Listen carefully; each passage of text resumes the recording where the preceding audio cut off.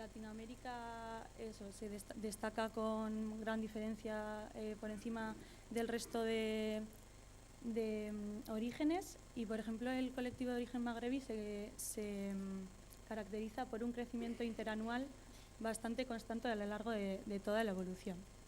En cuanto al colectivo de origen europeo, sí que es verdad que a principios de esta evolución, durante el boom económico de principios de siglo, tenemos un crecimiento interanual bastante importante, pero sí que es verdad que hoy en día pues, ha perdido esa importancia relativa. Bueno, en cuanto a la tasa de feminización, el porcentaje que hay de mujeres dentro de la población de origen extranjero, hoy en día tenemos un 52,4% de mujeres dentro de la población de origen extranjero, es decir, que es un colectivo ligeramente feminizado. Sí que al principio, cuando empezaron a crecer los flujos migratorios, se encontraba en un equilibrio mayor en ese 50% de mujeres y de hombres, y a partir del 2013 empieza a aumentar hasta que en 2017 se estabiliza aproximadamente en ese 52,4% que tenemos hoy en día. Y bueno, esto se debe principalmente al peso de las mujeres de origen latinoamericano dentro del colectivo migrante, como vamos a ver ahora mismo. Este gráfico muestra la tasa de feminización, es decir, el porcentaje de mujeres de cada área geográfica de origen y su comparación con el peso que tenían hace 20 años, en el 2003. Como veis, en las personas de origen latinoamericano, 6 de cada 10 personas son mujeres, y esto ya era así desde el principio de la evolución. Pero, por ejemplo, el segundo origen, que es el magrebí, sí que está más masculinizado.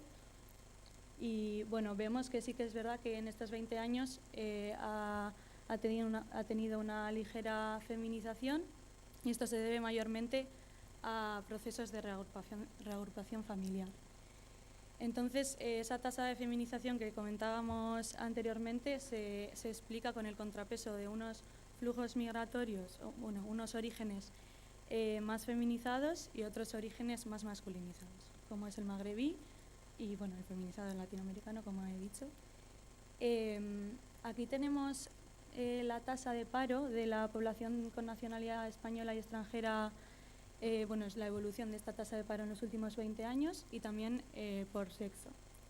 Como vemos, la tasa de paro de la población con nacionalidad extranjera es mucho superior durante toda la evolución, pero sí que podemos ver que además a la población con nacionalidad extranjera, como hemos dicho antes, la tasa de paro, pues el paro le afectó con mucho más durante la crisis económica, ¿no? Y luego, mirando a las diferencias por sexo dentro de la población, en este caso de nacionalidad extranjera, sí que podemos ver que en esa crisis económica del 2008 el paro afectó en mayor medida a los hombres. Esto quiere decir que fueron las mujeres las que sostuvieron la capacidad económica de las familias migrantes durante la recesión económica.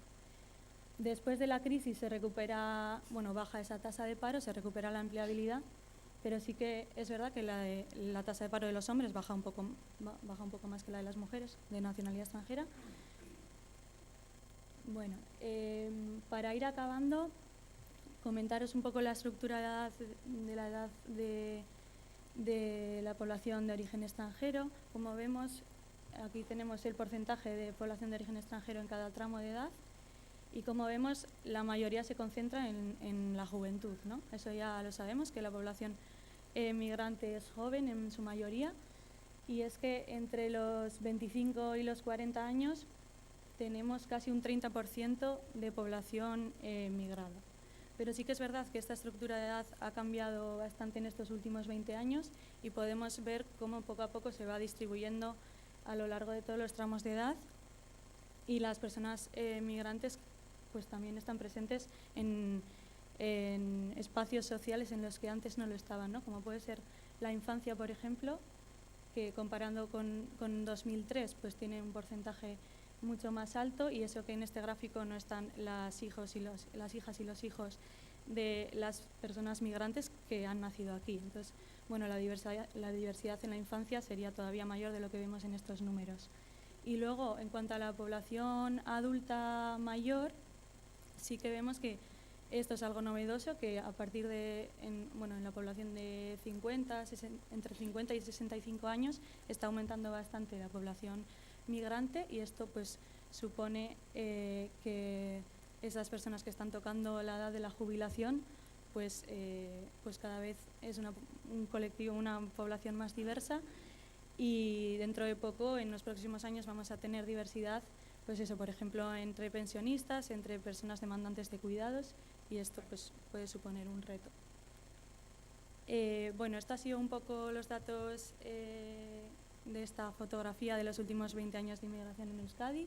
Como pequeñas conclusiones así de las cosas que he ido comentando a lo largo de la exposición, pues un poco que los flujos migratorios están estrechamente relacionados con el contexto económico vasco. Después, bueno, que actualmente nos encontramos en una fase de crecimiento migratorio. También destacar que el perfil principal de persona de origen extranjero es latinoamericano, y dentro de ese perfil también mujer, debido a esta importancia del sector de los cuidados, del servicio doméstico, y bueno, que esto también, pues sabiendo las condiciones que hay en este sector, pues supone también un reto. Y bueno, luego un poco lo que comentaba al final, que cada vez estamos viendo mayor diversidad en espacios nuevos, en ámbitos nuevos de la realidad social vasca, como pueden ser los pensionistas y tal. Y nada, pues en conclusión general, pues constatar a través de estos datos que la inmigración es un fenómeno estructural, y que bueno, la diversidad fruto de estos flujos migratorios pues es ya una característica asentada y propia de la sociedad vasca. Y bueno, eso sería un poco esta fotografía de los últimos 20 años de inmigración, y ahora ya doy paso a mi compañero Arkaitz Pullaondo, que va a moderar el siguiente diálogo.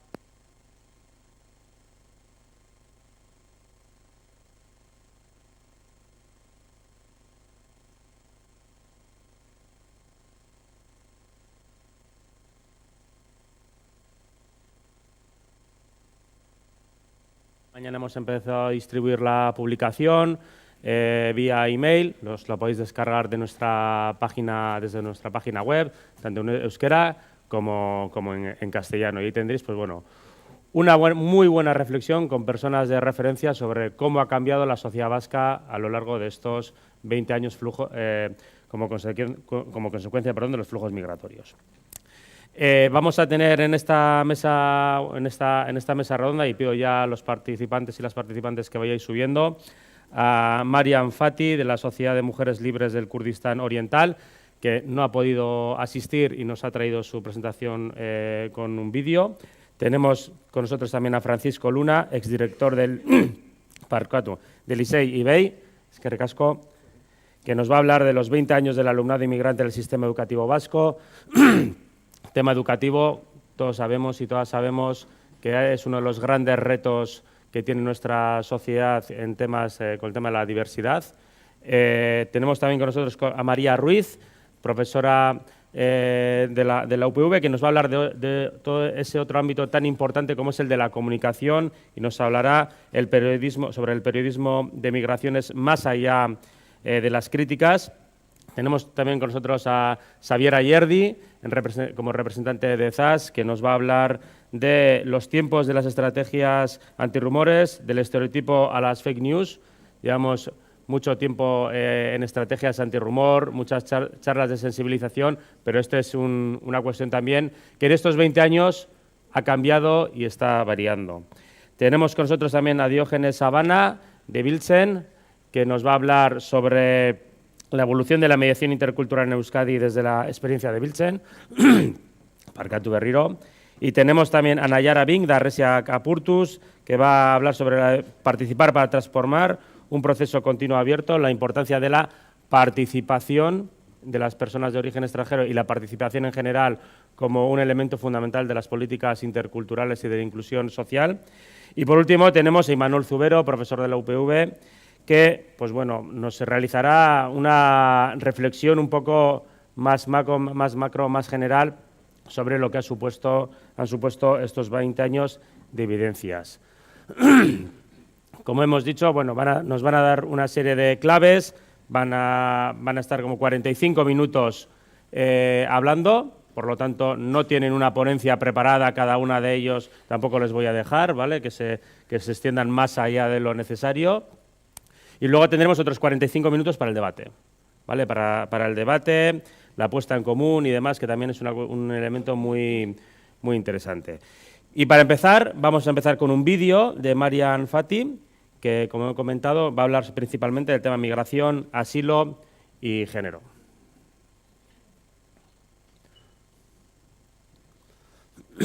Buenos días, soy Mariam Fati de Kurdistán de Irán, Kurdistán iraní. He tenido que abandonar mi pueblo en 2010 y refugiarme en España. Fui refugiada de asilo política, que también es una parte en esta paraguas grande que lo llamamos inmigración. Viví 4 años en Madrid y los últimos años en Bilbao. Conocí a Trini en una entrevista de radio. Ahí intercambiamos los contactos y empezamos a dar charlas sobre temas de inmigración y refugio, enfocándonos en temas de género, las desigualdades de género que las refugiadas sufren, tanto en su país origen como en el proceso de tránsito y en el país destino cuando llegan. Porque creíamos que sensibilizar este tema de esta manera sería muy efectivo. Teorizarlo en nivel académico, pero también junto con testimonios de lo que viven las mujeres en este proceso de su vida, sobre todo las dificultades que se encuentran en proceso de integración, en proceso de empezar una nueva vida, tanto en nivel económico como social y como tema de la burocracia, de los papeles. Porque creemos que es de vital importancia poder mezclar estos dos puntos, tanto en nivel científico sobre temas de inmigración y refugio y también con la vida cotidiana que estas personas lo viven y los peligros y la violencia y las dificultades que se encuentran. Vivimos en un mundo que es imposible impedir inmigración, es imposible impedir solicitar refugios y creemos que lo que tenemos que hacer es intentar convivir en una sociedad que las personas, aparte de nivel social, aparte de el origen que tienen, tengan los derechos mínimos para poder llevar una vida digna, tener derechos para estudiar y también para crecer y tener ayuda en el proceso de integración. Porque eso ayuda a nuestras sociedades de mejorar la calidad de vida. Este artículo habla de este trabajo que hicimos durante estos últimos años y lo que seguiremos haciéndolo. Por eso os animo a que lo leáis. y creo que nos ayudará a todas y todos entender mejor el tema de inmigración y refugio. Muchas gracias.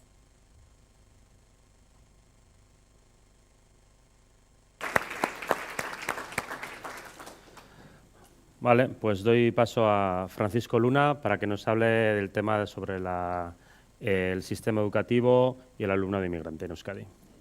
Hola, Egunon guztioi. En estos últimos 20 años, la presencia del alumnado inmigrante en el sistema educativo vasco se ha cuadruplicado. En 2003 teníamos 7.600 alumnos de origen inmigrante. En estos momentos tenemos 36.000.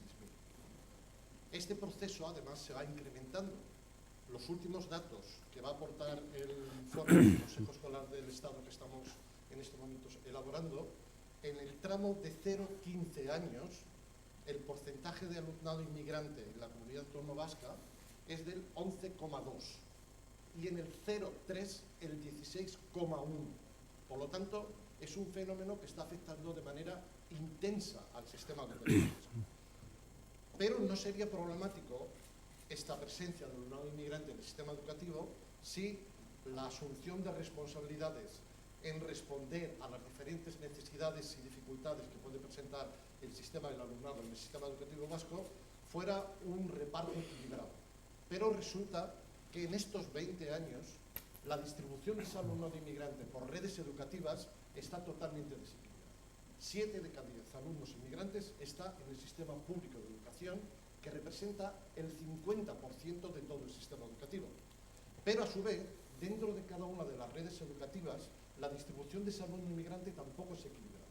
Para que os hagáis una idea, el 30% de los centros públicos o no tiene alumno inmigrante o tiene un alumno inmigrante que no supera el 5% del porcentaje de alumno escolarizado en ese centro. Pero este porcentaje sube al 46% en educación primaria en los centros privados concertados. Es decir, casi la mitad de los centros concertados tienen una escasa presencia de alumnado inmigrante o esta presencia es simplemente para dar coba. Es más, dentro de la red concertada, la asunción de esta responsabilización sobre las dificultades o las problemáticas del sistema tampoco se equilibra. Quien más escolariza es Kristau Eskola, la red de los centros de Kristau Eskola, mientras que, por ejemplo, las ikastolas solo escolarizan al 3% de alumnado. Bien. El esfuerzo que se ha hecho durante todos estos 20 años por parte del Departamento de Educación ha sido muy intenso. Es decir, el primer programa de atención al alumnado migrante ya apareció en 2003, además con un planteamiento muy actualizado respecto al tratamiento de este fenómeno en el sistema educativo. El último programa que se ha desarrollado ha llegado hasta el 2022, es decir, ha sido una preocupación por parte del sistema educativo, no solamente con recursos, sino también con reflexión y actualización para el tratamiento de este tipo de alumnado durante todos estos 20 años. Sin embargo, es cierto que, como los datos que os comentaba antes, no ha habido una asunción, una responsabilización por parte de todo el sistema. Hasta 2022, en que a partir de un esfuerzo por parte de los diferentes partidos políticos en el Parlamento Vasco y de diferentes sectores del sistema educativo se pusieron en marcha para intentar responder a esta dificultad y a este desequilibrio en el reparto de alumnado inmigrante, hasta 2022 no se llegó a un acuerdo de bases para lo que se llamó acuerdo de bases de transformación del sistema educativo. Bien. Este acuerdo que se hizo en el Parlamento Vasco y que sirvió además de base para la elaboración de muchos de los capítulos y apartados de la nueva Ley de Educación Vasca, se convirtió en algunos de los aspectos, sobre todo los relacionados con todo el tema de la equidad y de la atención a la segregación escolar, en un decreto, el decreto 132 de 2022, que intentaba responder progresivamente a esta escasa responsabilización de los diferentes sectores que componen la comunidad vasca. Bien. A partir de ahí apareció lo que se llama el índice de alumnado vulnerable. Es decir, se identifican cuáles son los alumnos vulnerables y estos alumnos vulnerables tienen que estar distribuidos de manera homogénea entre los diferentes centros en cada una de las zonas que componen el sistema educativo. Esto se ha empezado ya a hacer en los primeros años de la educación infantil. Ha habido bastantes problemas en los primeros años, pero progresivamente se quiere ir ascendiendo dentro del sistema. Problema, evidentemente hay que hacerlo con todas las garantías, con pasos suficientemente potentes, seguros, pero el problema es que con la dinámica que en estos momentos se lleva cuando terminemos la escolarización obligatoria estaremos en el 2040, ¿no?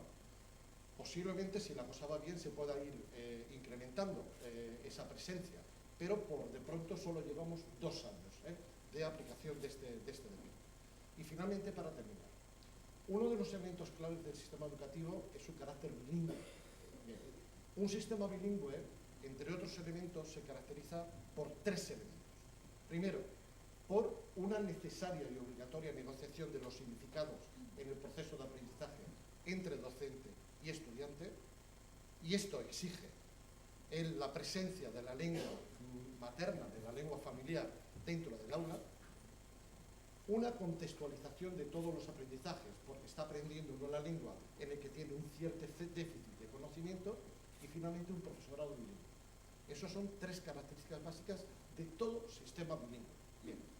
Durante mucho tiempo, como la presencia del alumnado inmigrante en nuestro sistema era parecida, no en su totalidad, a lo que era el tipo de alumnado que se escolarizaba en el modelo D, pensad que en estos momentos en el modelo D está escolarizado el 72% del alumnado inmigrante. Es decir, la apuesta de las familias inmigrantes es muy alta por la escolarización y euskaldunización de sus hijos e hijas. Bien. Pero esta presencia del alumnado inmigrante cambia completamente lo que es nuestro sistema educativo. Durante muchos años, el modelo D ha respondido a la presencia más o menos homogénea desde el punto de vista lingüística de los alumnos que estaban escolarizados en ese modelo. De tal manera que un profesor de un modelo D sabía que la mayor parte de sus alumnos, salvo algunos que eran de familias vascófonas familiares, eran castellano hablantes. Y por lo tanto la lengua familiar de esos alumnos estaba presente en el aula. Pero la traslación mimética de ese planteamiento de escolarización en un modelo bilingüe a alumnado multilingüe no es posible. Y por lo tanto nos encontramos con un verdadero problema en estos momentos dentro del sistema educativo, que si queréis hablamos posteriormente en el debate. Gracias. Eskerrik asko.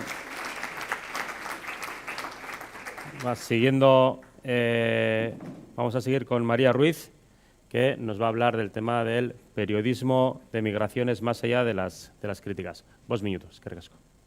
Bueno, buenos días. Bueno, dado que se trata de una jornada reflexiva, a mí sí me gustaría plantear un cambio en la manera de enfocar o analizar el periodismo de migraciones, ¿no? En las 2 últimas décadas ha habido una profusión bastante reseñable de investigaciones académicas que se han centrado en estudiar el tratamiento informativo de las migraciones. La mayor parte de estos estudios, hay que decirlo, se centran en medios de comunicación europeos. Poco se sabe de los medios de comunicación de los países de origen, ¿no? Y además, estos estudios se centran principalmente en medios de comunicación generalistas y con gran impacto. Y aunque hay diferencias en los resultados que arrojan estos estudios, pues bueno, en función de los medios, de las muestras que se escojan, del tiempo, ¿no? del tiempo que analicen, en realidad la fotografía que arrojan es que el tratamiento informativo de la inmigración es un tratamiento informativo muy sesgado, ¿no? Habitualmente estas investigaciones señalan, y lo hemos oído muchísimas veces, que las personas migrantes aparecen caracterizadas como una amenaza económica, una amenaza cultural, delictiva o incluso sanitaria, ¿no? Para la sociedad.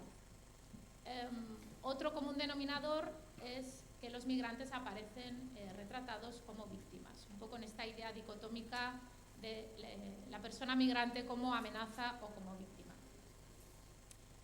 En los últimos años, y teniendo muy presentes los resultados de estas investigaciones, que son muy útiles, he tratado de analizar cómo se construyen estos relatos en los medios de comunicación. Un poco analizar el making of.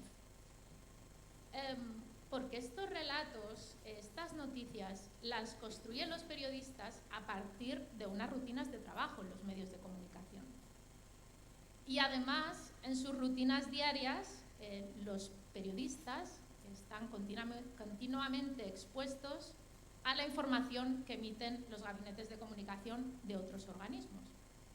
Organismos tan dispares como gabinetes de comunicación de instituciones públicas, organizaciones que trabajan en la gestión de los circuitos migratorios, organismos tan dispares como Frontex, Salvamento Marítimo, sindicatos, ONGs de diversos tipos y con un menor alcance o llegada a los medios de comunicación, también movimientos sociales, movimientos antirracistas y otros. Claro, con este enfoque se puede estudiar en un contexto determinado cuál es el mapa de actores que están difundiendo información habitualmente, ¿no? En este caso, sobre el tema de las migraciones. ¿Qué tipo de información están emitiendo estos actores? ¿Qué estrategias comunicativas tienen? ¿Y cómo se relacionan con los periodistas? Evidentemente, aquí hay una complejidad. Nos encontramos con múltiples variables que empiezan a emerger y que inciden o que tienen una influencia en la conformación de estos discursos mediáticos.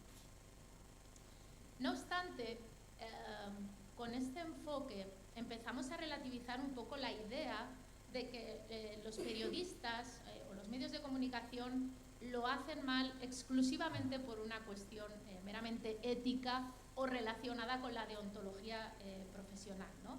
Y empezamos a comprender que la responsabilidad en realidad es muchísimo más amplia. Bien, a pesar de la complejidad de estos procesos de creación de contenido mediático, en última instancia, y esta es un poco mi tesis, la tesis que quiero exponer aquí, que por supuesto puede discutirse, el periodismo actualmente está actuando como un actor más en la gobernanza de las migraciones. Al carecer de recursos suficientes y de agenda propia, el periodismo está reverberando el imaginario de las políticas migratorias actuales. De tal manera que las políticas migratorias actuales se ven reforzadas, a su vez, en lo simbólico a través de los mensajes que emiten los medios de comunicación. Y esto está sucediendo no solo por el impacto de las narrativas comunicativas institucionales en los medios de comunicación, sino también por el impacto de otras comunidades epistémicas, ¿no? Por ejemplo, las organizaciones no gubernamentales que actúan en los circuitos de gestión de la inmigración y que desempeñan un rol clave a la hora de delimitar una construcción adecuada de la realidad social o una construcción humanitaria, ¿no? En el caso del País Vasco, aunque se superponen diferentes narrativas, también hay que entender que las competencias en materia de extranjería obviamente son limitadas. Si tuviéramos que atender a una especificidad, yo nombraría los efectos comunicativos de las políticas de la interculturalidad, ¿no? Que han caracterizado la gestión de la diversidad en el País Vasco. Los medios de comunicación han reflejado estéticamente las iniciativas en torno a la interculturalidad y las han integrado como un elemento más en su agenda, ¿no? Yo creo que esto ha